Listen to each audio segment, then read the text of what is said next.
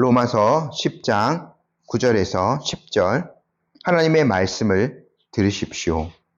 내가 만일 내 입으로 예수를 주로 시인하며 또 하나님께서 그를 죽은 자 가운데서 살리신 것을 내 마음에 믿으면 구원을 받으리라.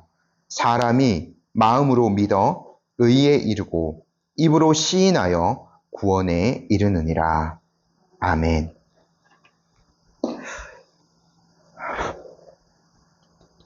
배터리가 없네요.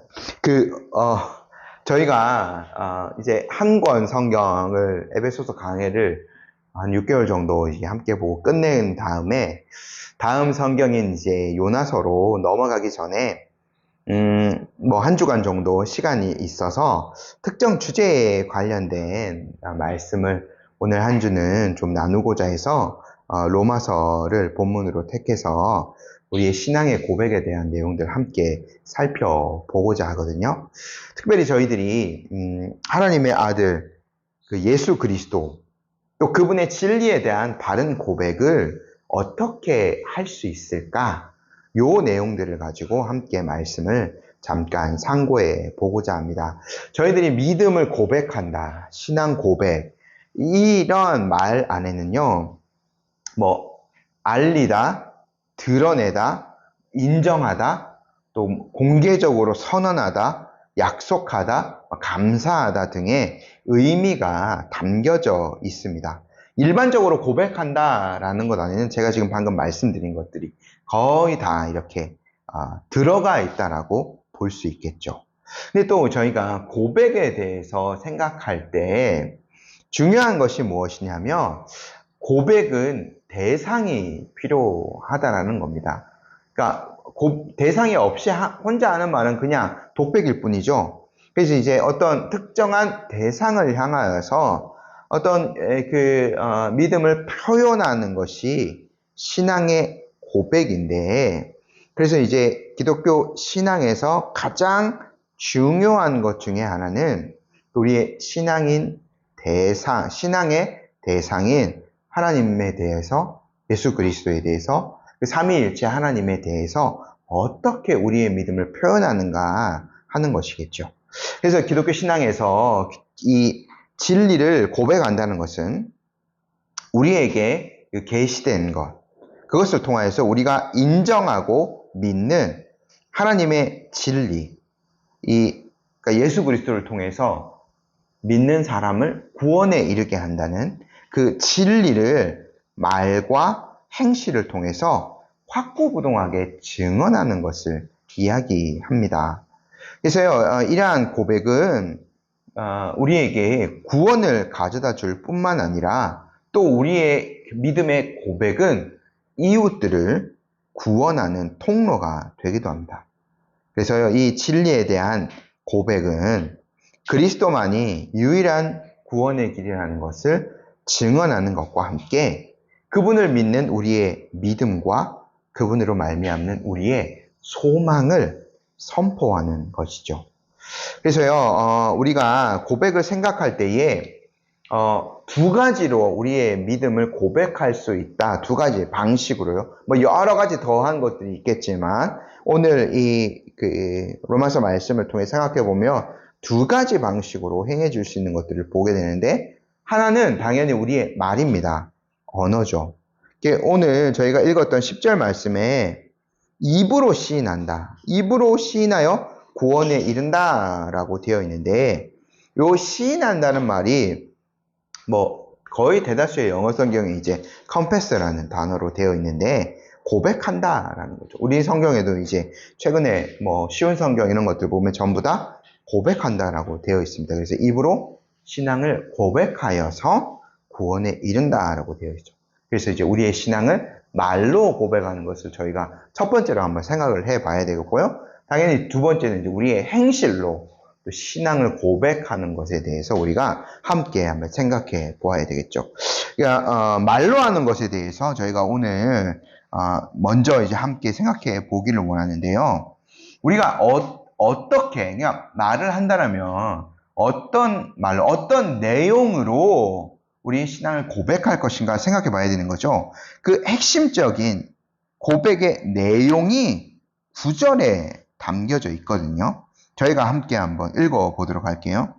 내가 만일 내 입으로 예수를 주로 시인하며 또 하나님께서 그를 죽은 자 가운데서 살리신 것을 내 마음에 믿으면 구원을 받으리라. 두 가지요.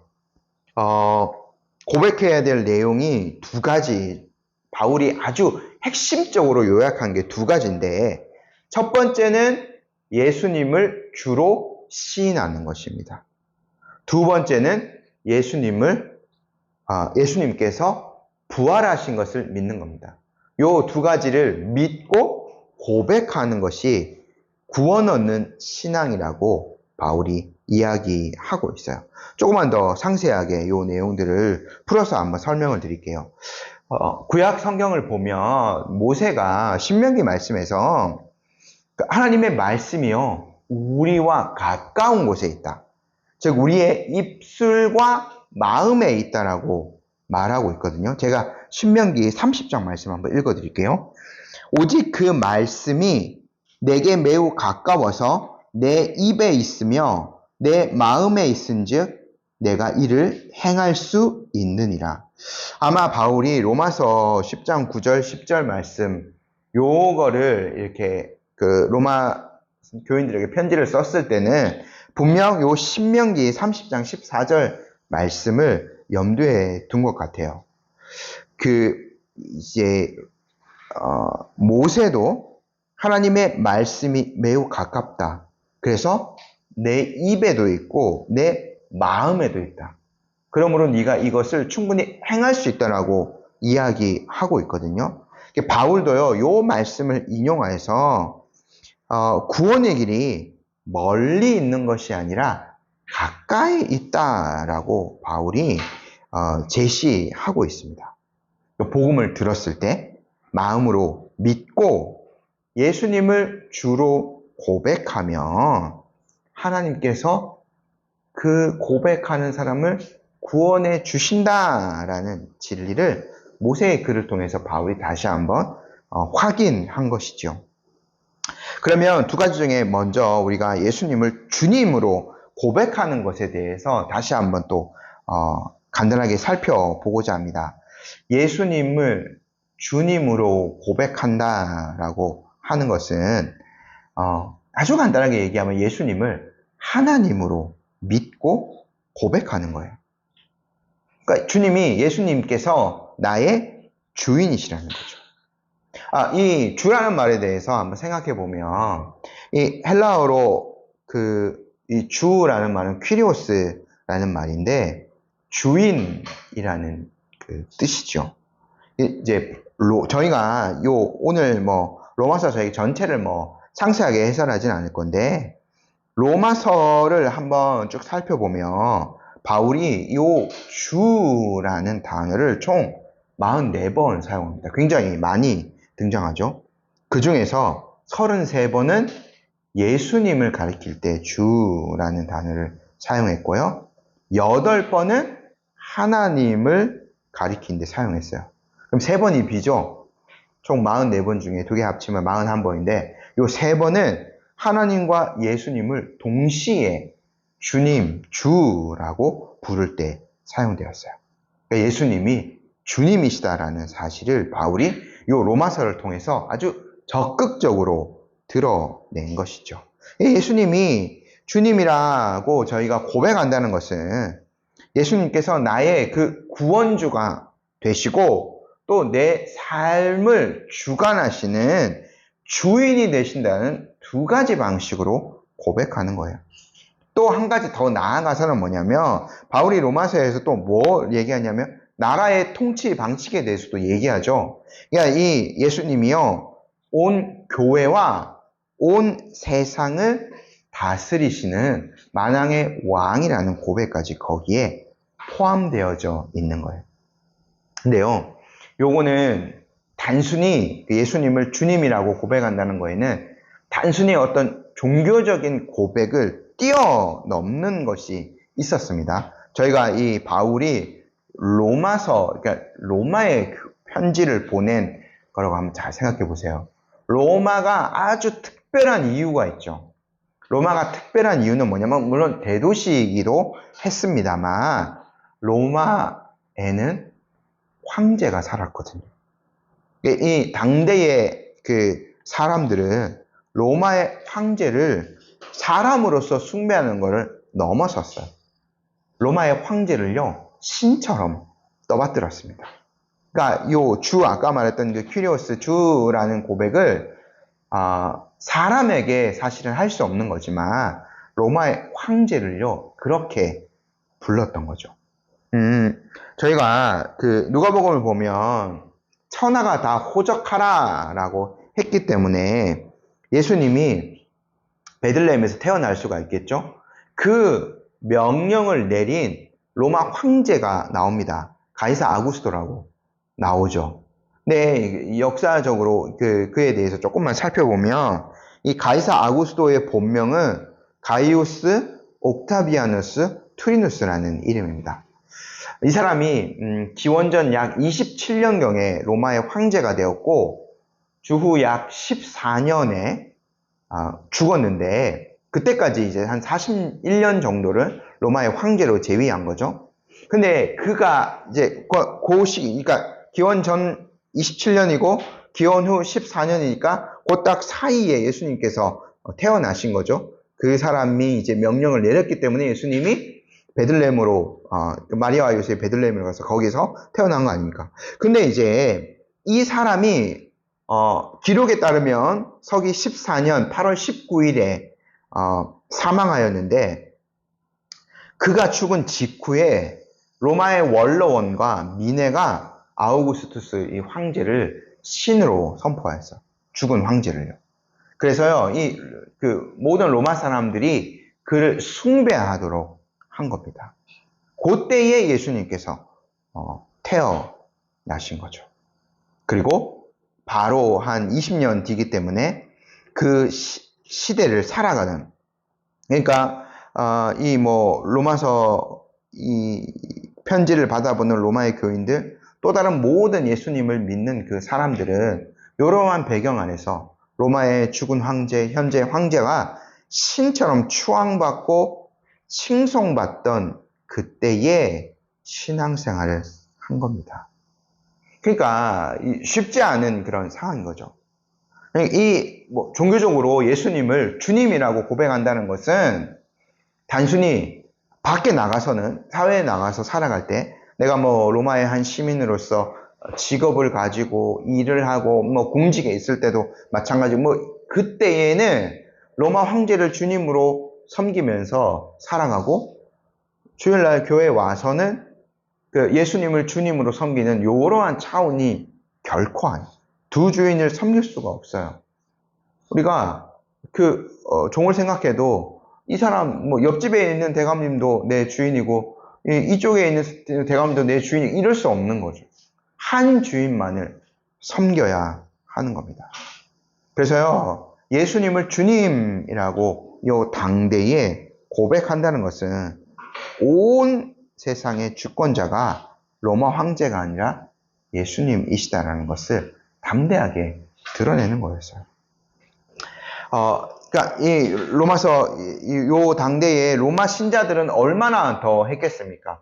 황제가 살고 있는 도시에서 예수님을 주인으로, 예수님만이 유일한 세상의 통치자가 되신다는 것을 고백하며 살아야 했어요. 그러니까 얼마나 자신의 신앙을 지키기 위해서 온갖 핍박과 조롱을 받았겠습니까?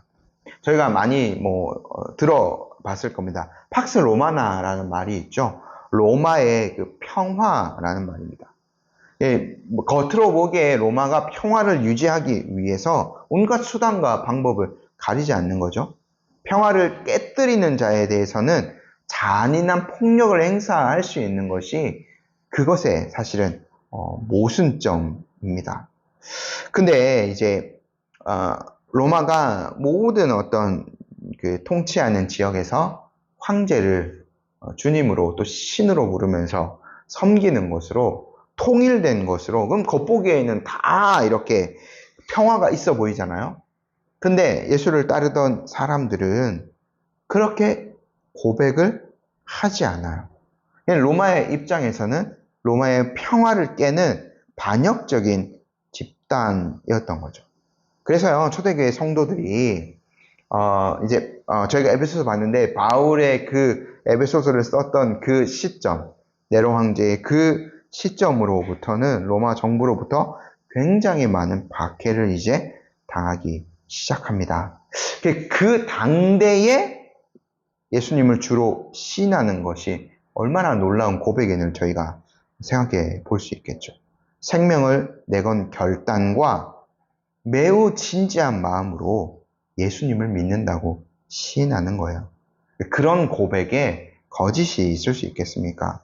또 그런 고백인데 구원받지 못할 사람이 있겠습니까? 그래서 그 무게를 비교해 보면 오늘날 우리의 신앙이 얼마나 가벼운 것인지 사실은 모르겠습니다.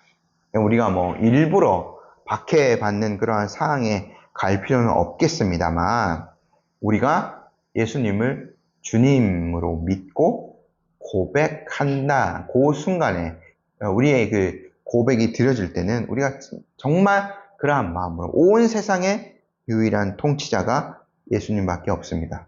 그리고 나를 죄에서 구원하실 분은 오직 예수님밖에 없습니다. 영원한 하나님의 나라에서 나라를 통치하시고 나를 그곳으로 인도하실 분은 예수님밖에 없습니다라는 그 온전한 믿음을 담아서 예수님을 주님으로 시인해야 되겠죠. 그것이 이제 사실은 복음서를 통해서 몇 가지 상황 가운데 드러났어요. 베드로가요, 예수님을 주님이라고 고백하였을 때, 그때가 이제 가이사랴 빌립보에서 예수님이 물으셨을 때 한 거죠. 그러니까 그 도시 자체가 가이사 황제의 이름을 따서 지어진 거예요. 아까 가이사가 신처럼 여겨지는 바로 그 사람 아닙니까? 그 황제의 이름을 따서 지어진 그 도시에서 예수님이 하나님의 아들이라고 베드로가 고백했죠. 예수님을 주님이라고 고백했어요. 또요, 베드로도 실수가 있었습니다만 마지막에 주님을 부활하신 예수님을 만난 다음에 주님을 사랑한다라고 정직하게 고백드렸죠. 그런 진실된 고백들이 우리 안에 계속해서 끊이지 않기를 소망합니다. 두 번째 이제 고백의 내용을 살펴보면 예수님의 부활인 거죠. 9절에서 중요하게 얘기하는 것은 바울이 저희가 사도행전을 통해서 살펴본 것들, 전도의 아주 가장 핵심적인 내용들, 그리고 에베소서에서도 핵심적으로 얘기하는 것이 무엇이었냐면 예수님의 부활이었어요. 근데 바울이 여기서 예수님의 부활만 얘기한다고 해서 내가 부활만 믿습니다. 아니면은 다른 예수님의 삶이 중요하지 않다. 이렇게 우리가 결코 여기질 말아야 됩니다. 바울이요, 부활만을 언급한 것은 예수 그리스도께서 자기의 그 부활로 말미암아 우리의 구원을 위한 전체 사역을 완성하셨기 때문이에요. 사실은 예수 그리스도의 전 생애, 나심부터 시작해서 십자가의 죽음과 부활하시고 승천하시기까지, 그러니까 이 땅에서의 전 생애가 인간 택한 백성을 구속하기 위한 사역이었던 거죠. 그 절정이 우리를 하나님과 화목하게 하는 사역인 십자가의 죽음이었어요. 속죄를 위한 사역이 십자가, 그리스도의 죽으심으로 완성되었죠. 그러니까 거기에 더하여서 죄와 사망과 사단을 이기는 그 이김은 그리스도의 부활로 말미암아 획득되어지지 않았습니까? 그래서 이 부활에서 의와 새 생명과 우리가 영원히 살 것이라는 그 소망이 나오게 되는 거예요.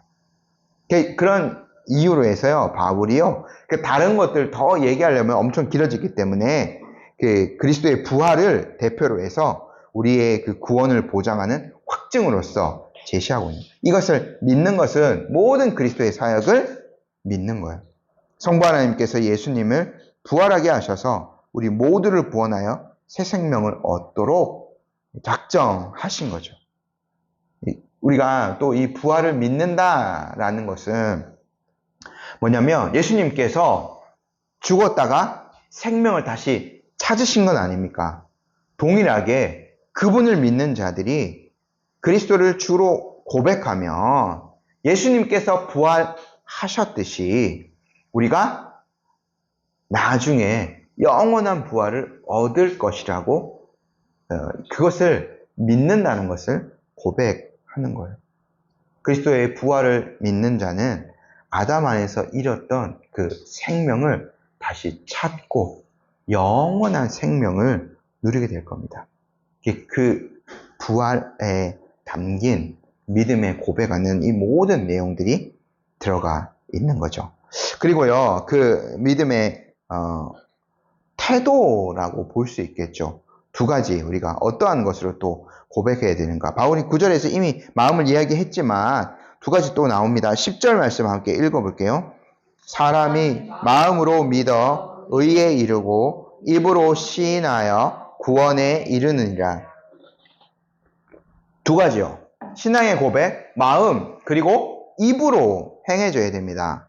마음은요, 헬라어 단어 카르디아라는 단어인데 이 단어가요, 인간의 지식, 의지, 감정을 포함한 인간의 가장 깊은 내면, 즉 인격의 중심을 나타내는 거예요. 그리고 이 마음은요, 성령님께서 사역하시는 신비한 장소입니다. 그러므로 사람이 마음으로 믿는다라고 하는 것은 매우 진지하게 그리고 전인격으로 예수 그리스도를 받아들인다라는 것을 의미하는 거죠. 그래서요, 이 믿음의 열쇠는 마음에 있고 우리의 구원은 우리의 전인격을 동반한 마음의 고백에 달려져 있는 거죠. 그래서 온전한 마음으로 부활하신 예수님을 나의 구세주이자 내 삶의 주인이고 온 우주를 다스리시는 하나님으로 고백하는 사람은 틀림없이 구원을 받습니다. 아까도 잠시 이제 처음에 서두에 말씀드렸는데 이 시인한다라는 그 말 안에는요 공적으로 고백한다라는 게 담겨져 있어요. 그러니까 즉 예수님만이 나의 유일한 구세주, 나의 유일한 믿음의 대상이 되신다는 것들을 공적으로 이제 선포하는 겁니다. 그러니까 요 안에는 뭐가 입으로 시인한다는 것 안에는 뭐가 담겨져 있냐면 교회 안에서 공적으로 고백한다라는 의미가 될 수 있는 거예요. 이 신앙을 공적으로 고백한다라는 것은 그것을 통해서 세례를 받는다는 것과 우리가 연결되어져 있다는 것을 생각해 볼 수 있는 거거든요. 교회가 고백하는, 교회 안에 내려져 오는 그 사도들이 전수해준 동일한 신앙의 고백과 동일한 고백으로 예수님을 믿는다는 것을 온 회중들 앞에서 선포하는 겁니다. 또요, 그것은 교회 안에서만 신앙 고백에서 그치는 것은 아니죠. 세상 사람들 앞에서도 공적으로 신앙을 드러내는 것을 또한 의미할 수 있습니다. 입으로 시인한다는 것 안에는요. 그래서 예수님께서 이렇게 말씀하셨죠. 누구든지 사람 앞에서 나를 시인하며 나도 하늘에 계신 내 아버지 앞에서 그를 시인할 것이요. 누구든지 사람 앞에서 나를 부인하며 나도 하늘에 계신 내 아버지 앞에서 그를 부인하리라. 예수님 이런 말씀을 마태복음 10장에서 하셨거든요. 그러니까 이제 우리의 신앙 고백은 교회 안에서뿐만 아니라 세상 그의 삶 안에서도 세상 속에서도 펼쳐져야 되는 거죠. 그 안에서도 예수님께서 우리의 주인이시다라는 사실이 드러내며 살아가야 하는 겁니다. 근데 우리가 생각해 볼 것은 마음으로 믿는 것, 마음의 그 믿음이 어떻게 입술의 고백으로 이어질 수 있을까 하는 겁니다. 그러니까 우리가 오해하지 말아야 되는 것은 바울이요 궁극적으로 입술의 고백만으로 구원받는다 이렇게 얘기하는 것 결코 아니에요. 우리의 입술의 고백은 늘 거짓이 섞여 있을 수 있어요. 어떤 분위기, 환경, 한번 저희가 어렸을 때도 잘 생각해 보면 뭐 수련회 같은 데 가서 분위기 막 조성되고 하면 막 우리가 상상하지도 못한 어떤 것들을 막 고백하기도 하고 결단하기도 하고 그러죠. 근데 집에 와서는 바로 가방 던져놓고 막 화내고 막 그런 삶 바로 이제 살아가지 않습니까? 그러니까 우리의 입술의 고백에는 늘 거짓이 섞여 있을 수 있어요. 근데 우리가 바울이 마음의 믿음과 입술의 고백을 이렇게 연결시키는 것은 하나님께서 어떻게 우리의 구원을 성취해 가시는가, 이것들을 이제 조금 두 가지로 나눠서 보여주려고 하는 의도가 있는 것 같아요.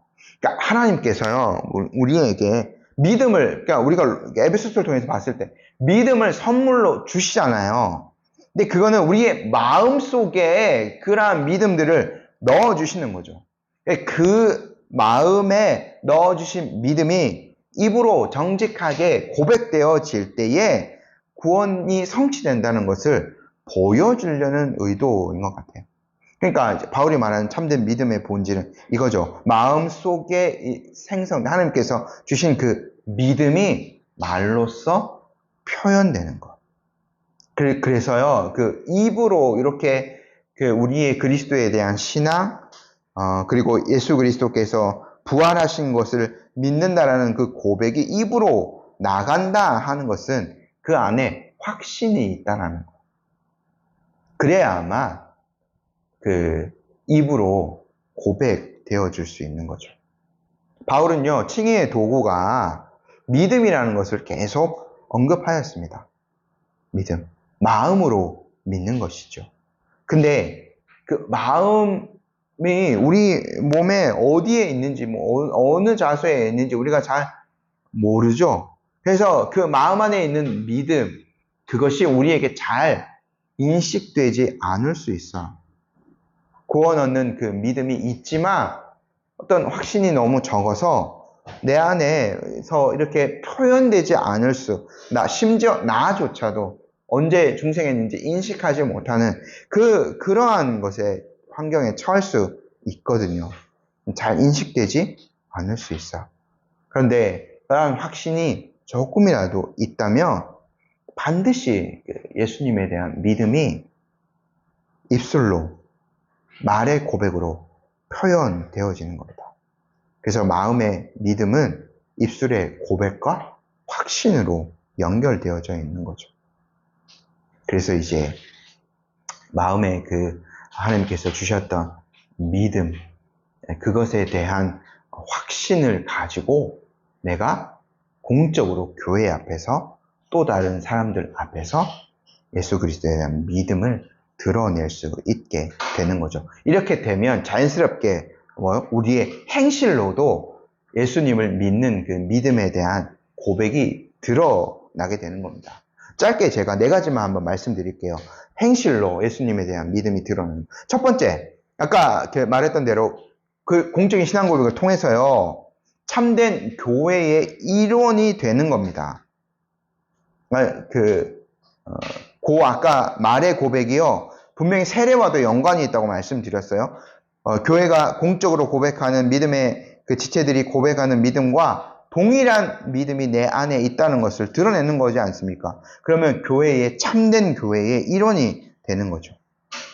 그래서 이제 그 믿음의 공동체 백성들과 함께 교제하며 같은 그 믿음을 나누고 함께 키워가며 또 그 믿음을 나누며 언약 공동체 백성의 그 삶을 살아가는 것이죠. 행실로 믿음을 고백하는 겁니다. 두 번째는요, 우리의 그 거룩한 행실들입니다. 우리는 그리스도를 따라 빚어져가는 존재들인 거죠. 우리가 종국에는요, 부활을 믿고 그 부활 그 체를 입게 되면 하늘에 속한 이의 형상을 반드시 입게 될 겁니다. 근데 이것은 그리스도의 그 부활의 능력을 덧입기 때문에 가능한 거죠. 우리가 그 완성될 그날을 바라보며 우리의 그 몸과 마음, 또 여러 행실들을 정결하게 하면서 살아가는 겁니다. 우리가 이제 다른 어떤 세계에 속한 사람이기 때문에 바울이 이제 로마서에서 예수 그리스도 옷 입다라는 표현을 13장에 하지 않습니까? 그 그리스도로 옷 입고 있다는 것을 드러내주는 가장 확실한 증거가 되는 거죠. 세 번째는요, 진리 때문에 당하는 고난을 기꺼이 받아들이는 겁니다. 어둠은요, 항상 어둠은 빛을 미워할 수밖에 없어요. 땅에 속한 사람들은 하늘에 속한 사람들을 항상 박해하고 싫어하죠. 참된 그리스도인은 참으로 세상 가운데서 고난을 당할 수밖에 없습니다. 반대와 미움이 있을 수밖에 없죠. 왜냐하면 그 사람들이, 반대자들이 진리를 사랑하지 않기 때문입니다. 근데 그리스도인들은 그 소망이 있기 때문에, 부활을 믿는 그 소망이 있기 때문에 고난과 박해를 두려워하지 않는 담대한 믿음으로 살아갈 수 있습니다. 우리의 신앙을 행실로 표현할 수 있는 적극적인 방편이 되는 거죠. 네 번째는 아주 당연한 것 같지만 사랑입니다. 요한일서 3장 14절 말씀을 보면 우리는 형제를 사랑함으로 사망에서 옮겨 생명으로 들어간 줄 알거니와 사랑하지 아니하는 자는 사망에 머물러 있는지라. 그 그리스도인들은 참으로 이기심을 극복한 사람입니다. 가장 이타적인 사랑, 그리스도로부터 오는 그 사랑을 경험한 자이기 때문에 남을 위한 삶을 살아갈 수 있는 거죠.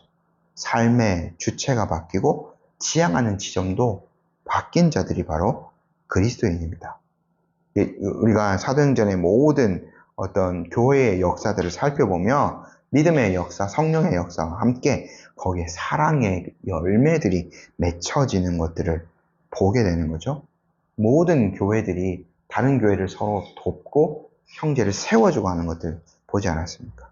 그 열매들이 이제 맺혀져 가는 거죠. 근데 이제 우리 안에서만 또 그것이 머무는 것이 아니라 바울이 갈라디아에서 이런 얘기도 합니다. 그러므로 기회가 있는 동안에 모든 사람에게 선한 일을 합시다. 특히 믿음의 식구들에게는 더욱 그렇게 합시다. 갈라디아서 6장 10절 말씀에 그렇게 하는데 믿음의 식구들에게 더 선한 일을 행하는 것이 맞는데 우리가 하나님께서 기회가 주시는 동안에 모든 사람들, 우리가 만난 사람들에게 이타적인 그 사랑을 실현하면서 살아가는 것이 우리가 그리스도에 대한 믿음을 이제 고백하는 것을 드러내는 한 방편인 거죠. 이 시대에 우리가 잘 생각해 보면 예수님을 믿으면 구원받는다라는 이 말이 참으로 값싸게 느껴지는 시대인 것 같아요. 너무나 쉬운 어떤 복음들이 선포되어지고 우리의 그 입술의 고백들이 너무나 사실은 가벼워지죠. 앞에서 하는 어떤 그 찬양의 그 가사들 잘 생각해 보면 쉽게 우리가 고백할 수 없는 내용들을 그냥 멜로디에 따라서 분위기에 따라서 고백하는 것들이 너무나 많습니다. 이런 때일수록 진실된 그 믿음의 고백, 그 가치가 더욱더 귀해지는 거죠. 예수님을 그 주님이라 고백하고 그분의 사역, 그분의 그 대속의 죽으심, 그 부활의 그 은혜, 그것들을 이제 고백하는 믿음이 우리에게 순전하게 있기를 소망합니다. 그래서 이제 우리 안에 그 주로 예수 그리스도를 주로 시인하는 고백, 그리고 하나님께서 그를 죽은 자 가운데서 살리신 것을 마음으로 믿고 또 입으로 시인하는 이 고백들이 우리 안에 더욱더 진실되게 하나님 앞에 드려지고 우리의 자녀들도 이러한 고백 안에서 참된 하나님의 사람으로 변화되어지기를, 또 우리의 이러한 고백을 통하여서 세상 많은 사람들이 복음을 듣고 하나님께로 나오는 것들을 소망하면서 함께 신앙생활 했으면 좋겠습니다. 아멘. 저희 이 시간 함께 기도 드리도록 하겠습니다.